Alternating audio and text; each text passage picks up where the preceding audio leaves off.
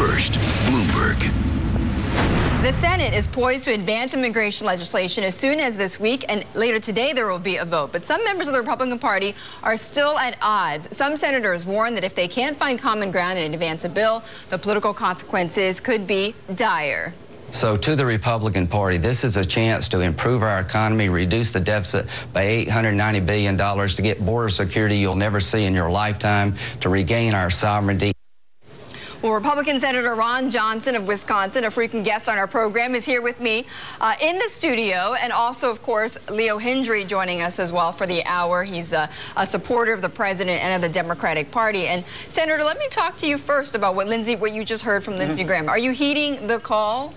Well, first of all, I'm really not looking at the political ramifications. I'm looking at what this is going to do to our economy, what this is going to do to families. And from my standpoint, I certainly don't want to be breaking up any families. And do you see the economic benefits? Oh, sure. And we are a nation of immigrants, and we're going to need additional people in this country long term. So we've always been that nation of immigrants, but we have to recognize that our legal immigration system is horribly broken right now. I think everyone recognizes that, though. I mean, the fundamental issue that is being debated between the Democrats and the Republicans is border security. And you have said before, right, that you won't let any reform go unless border security is tightened. And I think the concern is, can we really trust the government? And let's face it, the credibility of the government is really coming under question, particularly in the last few months with all these revelations of the IRS scandal, Benghazi, the NSA, all those types of things. So people are really, we've kind of seen this rodeo before where we promised border security, never happened.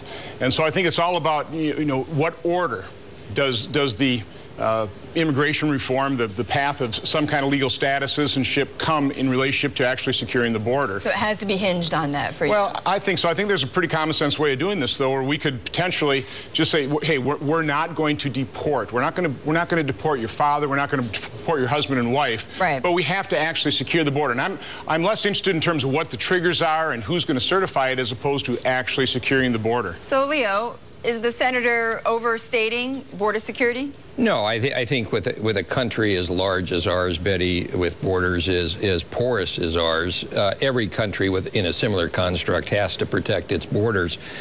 My concern is really twofold. With all respect, somebody here really doesn't like Mexicans.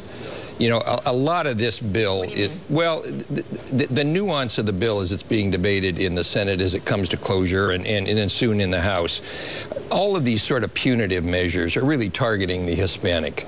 And I wonder what Cesar Chavez, how proud he would be of us who are about to embark on a 13-year pathway to citizenship without any acknowledgement that some of these women and men have already been here decades. I think the senator is well, first of all, what we need to do is we need to reduce the demand for illegal crossings, which means we should have a guest worker program that actually works. I'm not sure this bill does that. I'm not sure this bill does that. Yeah. And my point, and just throwing resources at the border, too, is I think, a kind of mindless approach to it as well. Plus, we can't have the incentive in terms of welfare payments, benefits to people to come here.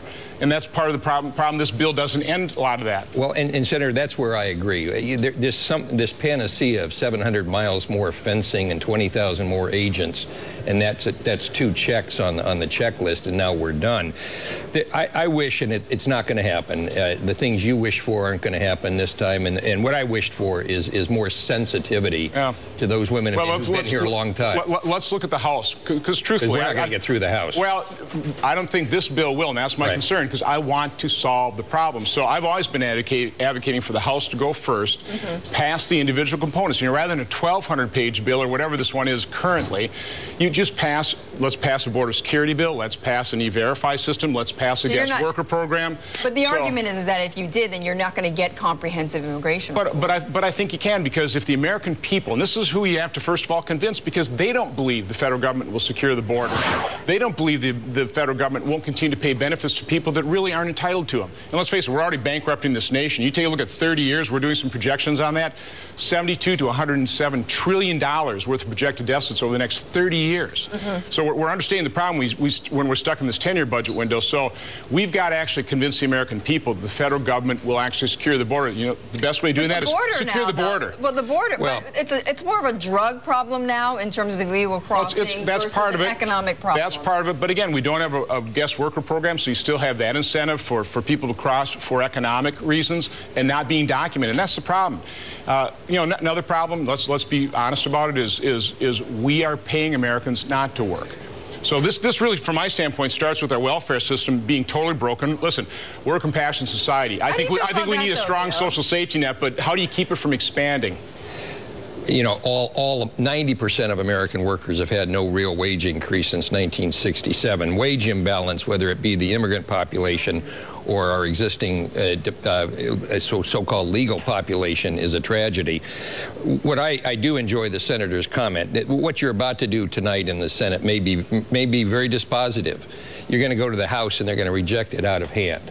This House is so dysfunctional that when you present it with these omnibus bills, they say no. That Washington is dysfunctional. When you're writing these 1,200-page bills, which are almost incomprehensible to read. I mean, try reading one time. It's referring to subsection XYZ of some other statute from, you know, they are incomprehensible. And so that's why I think it makes a lot more sense to break this down into component parts.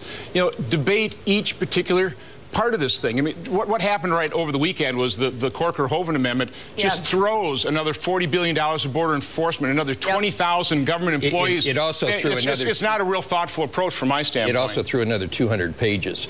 I understand, which of course we were all supposed to digest and be able to vote on today. You're supposed to vote read by tonight. Thank you so much for joining me. Great to see you here in the studio. Senator Ron Johnson from Wisconsin, and of course Leo Henry staying with me to talk more things, to talk all things media, including DISH Chairman Charlie Ergen and his decision not to go after Sprint any longer. We'll be back in 2 minutes.